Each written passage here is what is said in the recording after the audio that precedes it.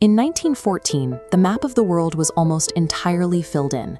The only remaining blank space was Antarctica, a continent defined by silence and lethal drops in temperature. It remained the final frontier of the age. Ernest Shackleton looked at that map with a blinding obsession. He had already attempted to reach the South Pole and fallen short. Now he set his sights on an even harder target, crossing the entire Antarctic continent on foot from coast to coast. To get his crew there, Shackleton relied on the Endurance. This vessel was a battering ram made of wood. The hull was built from oak and Norwegian fir, up to 2.5 feet thick in places, specifically engineered to absorb massive blows and smash through solid polar ice. The mission represented the peak of early 20th century engineering. Shackleton believed that human-built machines and sheer willpower could conquer an immovable force of nature. Nature, however, had a different set of rules. This map of the Weddell Sea shows exactly why it is a geographical death trap. A massive, clockwise circular ocean current dominates this bay. Instead of flushing sea ice out into the open ocean, the current sweeps it into a tight, dense bottleneck against the Antarctic coast. As dropping temperatures locked that ice into a solid sheet, the Endurance was immobilized. The map shows the ship stuck precisely inside that pressure zone, miles from open water. Over the next 10 months, the pressure built. Millions of tons of pack ice ground against the hull with sheer geological violence. The ice eventually pierced the ship's sides, snapping the heavy oak beams and buckling the decks. The moment the Endurance splintered beneath the surface, the mission of geographic exploration vanished. It was replaced by a singular objective: keeping 28 men alive on a frozen ocean thousands of miles from civilization. The immediate threats were physiological. The temperature plummeted to 15 degrees below zero. Food supplies dwindled, and underneath their thin canvas tents, the ice they slept on constantly groaned and fractured, a 24-hour auditory reminder that the ocean could swallow them at any moment. Shackleton knew his biggest enemy was despair. To fight it, he weaponized the mundane. He enforced a rigid daily schedule, fixed meal times, mandatory hunting patrols, and strict chore rotations. He forced the men to act as if their rescue was a logistical certainty, rather than a statistical impossibility. He also engineered their social dynamics. Looking at this crew, Shackleton carefully structured their living arrangements. He placed the most pessimistic, difficult personalities in his own tent. By isolating the cynics, he protected the fragile morale of the broader group. He was constantly managing the psychological state of the camp. A card game here, a mandatory haircut there.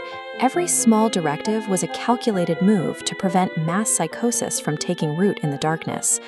But the environment eventually forced their hand. In April 1916, the massive floe they had called home for months began to melt and split apart. Their temporary safety evaporated into freezing seawater. Shackleton's management of routine was the only reason the crew had the mental stability to handle what came next. With the ice crumbling, they packed into 3 small lifeboats and rowed towards open water. This map illustrates the geography of the Drake Passage, an 800-mile stretch of water sitting between their location and the whaling stations on South Georgia Island. It is often called the sailor's graveyard. There are no landmasses to slow down winds, allowing massive ocean currents to converge into endless, violent storms. To cross it, Shackleton took their 22-foot lifeboat, the James Caird, and scavenged materials to reinforce it. The carpenter raised the sides, sealed seams with seal blood and oil paint, and built a makeshift canvas deck to deflect the crashing ocean. Inside that cramped wooden shell, 6 men faced constant freezing water and hurricane-force winds. They spent 16 days chipping ice off rigging by hand and continuously bailing seawater just to keep the boat from sinking beneath the waves. They eventually hit the coastline of South Georgia, but the hurricane had blown them to the uninhabited southern side of the island. A jagged, unmapped mountain range stood between them and the whaling stations. Shackleton and 2 men left the others at the shore and started climbing. They had no tents, no sleeping bags, and no climbing gear. Only screws pulled from the lifeboat pushed through their boots for traction. They marched for 36 hours straight over vertical glaciers, suffering from severe frostbite. The heavily engineered hull of the Endurance had failed them months ago.